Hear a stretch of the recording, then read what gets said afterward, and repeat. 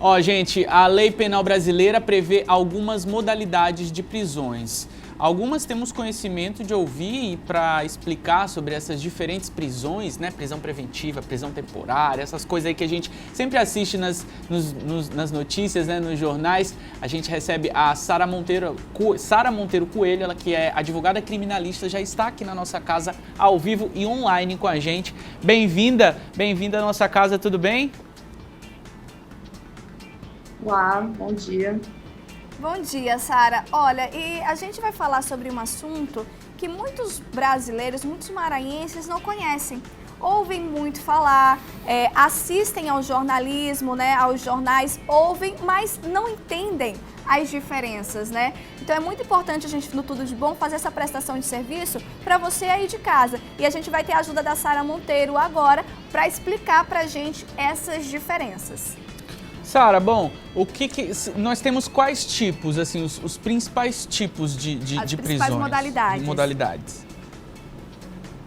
Bom, no total, nós temos 6 tipos de prisões, 6 tipos de modalidades. As mais comuns, né, que vocês até comentaram aí rapidamente, é a prisão temporária, a prisão preventiva, a prisão em flagrante, são mais comuns, das penais. Sim. Mas tem ainda a prisão por não pagamento de pensão alimentícia, que também é bastante comentada, bastante comum, é de conhecimento geral de que a pessoa que não paga a pensão alimentícia, ela pode ser presa, só que não é uma prisão penal, é uma prisão civil.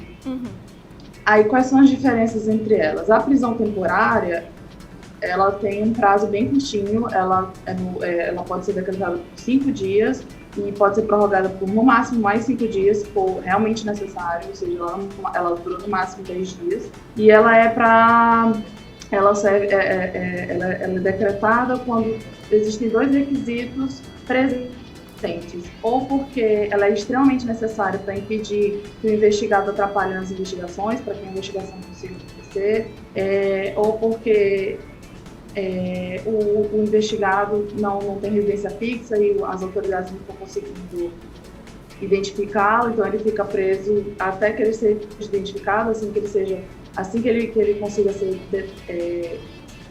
consiga saber exatamente a qualificação dele, o nome, o endereço, os pais, os dados dele, ele tem que ser solto.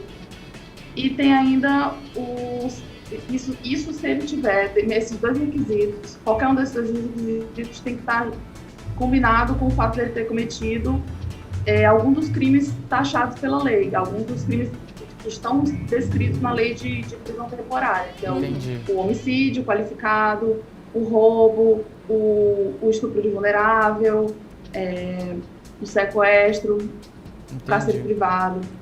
Agora... Aí a prisão preventiva, ela é outra prisão bastante comum e é que, na verdade, talvez as pessoas tenham mais contato, porque a prisão preventiva ela é decretada quando, por exemplo, tem a prisão flagrante e aí depois a prisão flagrante pode ser convertida por uma prisão preventiva. O que é a prisão preventiva?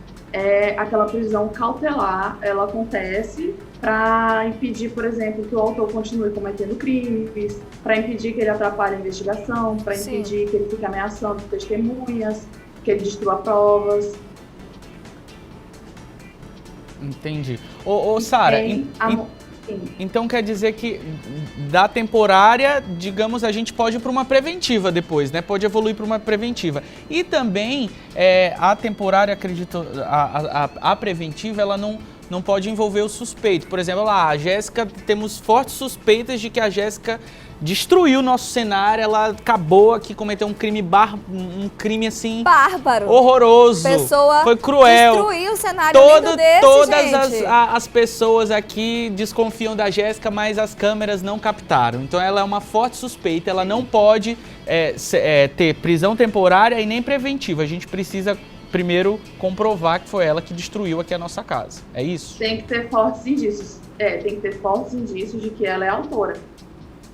Só que nesse caso, muito dificilmente seria decretada a prisão preventiva, porque seria um caso de dano. E aí já não tem tanto... Só se tivesse como comprovar que se ela continuar solta, tem risco do estúdio continuar sendo destruído. Uhum. Entendeu? Entendi. E você falou do flagrante. não é isso? Sim, a prisão em flagrante. Você falou do flagrante. É porque muitas pessoas acabam tendo dúvidas de coisas que acontecem, porque assim, né? A lei tem várias ramificações, né? Então, cada caso é avaliado individualmente. Então, a mesma premissa que foi usado para um caso, às vezes não é válido para outro, e a gente fica confuso, né? Esse flagrante, nossa, ele foi preso em flagrante, que a gente vê muito em notícias jornalísticas. Como que ela, de fato, se tornou um flagrante que a pessoa diretamente é encaminhada para a delegacia? Bom, a prisão em flagrante, ela acontece quando a pessoa é pega cometendo crime. Dentro de 24 horas da hora que o crime foi cometido, ela pode ser presa em flagrante. Era isso que eu tinha dúvida, rapidinho. Porque é essa hora, porque muitas pessoas acham que é só naquele exato momento que está acontecendo o crime. Mas não é, né, Sara? É no prazo de 24 horas. Não, é durante 24 horas. E tem mais um detalhe, existe uma coisa na lei chamada crime continuado, que é um crime, por exemplo, é fácil de ver o crime continuado quando pensa, por exemplo, no sequestro. Enquanto a pessoa estiver com o sequestrador, o crime ele está ocorrendo. Então, enquanto ela estiver em posse do sequestrador, pode ser decretado prisão em flagrante. Sim. Entendi. Olha, porque é como se o crime o tempo inteiro tivesse sido cometido. Tivesse acontecendo, né? Então, quanto maior os dias aí, digamos, do sequestro, maior aquela pessoa vai responder, né? Ou não, o tempo do sequestro, se for um sequestro ali que terminou em 2 dias, 3 dias, ou sei lá, durou uns também, né? 15 Sabe, dias. sequestro relâmpago, Sim. né? Que é talvez às vezes com aquela saidinha de banco, que sequestra a pessoa, pega o valor do banco. Ali pode ser, se for pego dentro do prazo de 24 horas, um crime flagrante, preso em flagrante.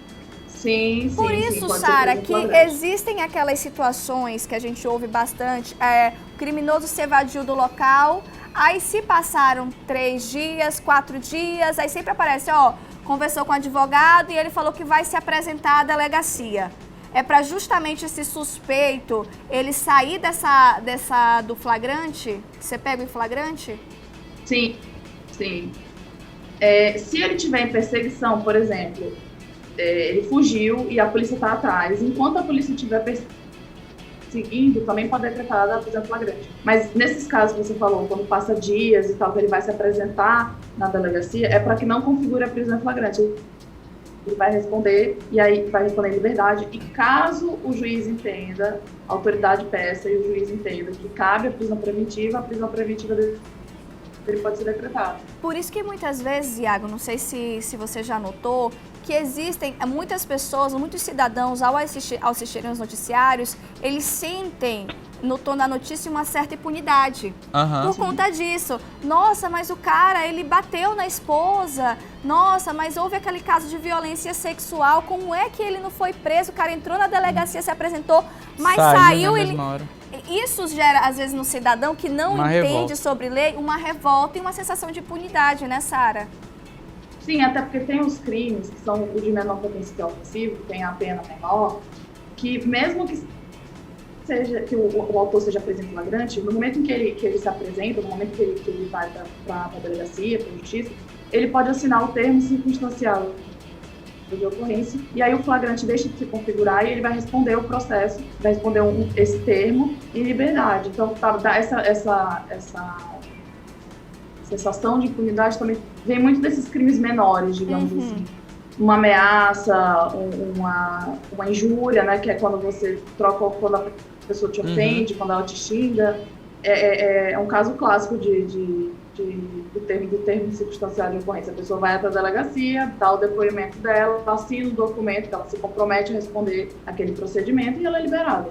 Entendi. Para finalizar rapidinho, claro, vamos fazer um exemplo aqui, né? Houve ali, tava com minha moto, minha bicicleta maranhense, né? Moto, bicicleta, ou o meu carro, meu carrinho lá, né? E aí deixei na porta da minha casa, roubaram. O cara fugiu com o carro, foi encontrado aí após 3 dias, em um bairro afastado. A pessoa, encontraram o carro primeiro, depois de uma semana encontraram a pessoa, né? A pessoa que roubou, que levou o carro. Essa pessoa, ela é presa naquele momento que ela é encontrada. É prisão preventiva, prisão em flagrante, prisão temporária. Ela vai presa como? Então, se ela for identificada qualificada, a prisão pode ser decretada a prisão preventiva, porque a prisão em flagrante não dá mais porque já se passaram 3 dias. A prisão temporária, ela é mais para garantir as investigações. Então, não faria muito sentido, até porque ele ficaria preso só no máximo 10 dias. Então, seria a prisão preventiva caso a autoridade policial pedisse ao juiz, ou mesmo o Ministério Público pedisse ao juiz, dissesse que eles têm o perigo de continuar de continuar solto, porque ele pode continuar cometendo os delitos, mostrar que ele já tem, por exemplo, uma antecedência que mostra que ele pode continuar cometendo delito, que ele pode atrapalhar as investigações se ele estiver solto, que ele pode fugir, que ele vai, ao final do processo ele não vai conseguir ser punido porque ele pode fugir. Aí a prisão que pode ser decretada para ele é a preventiva. Tá aí, Legal. gente. Eu consegui tirar várias dúvidas minhas, espero que vocês aí de casa também.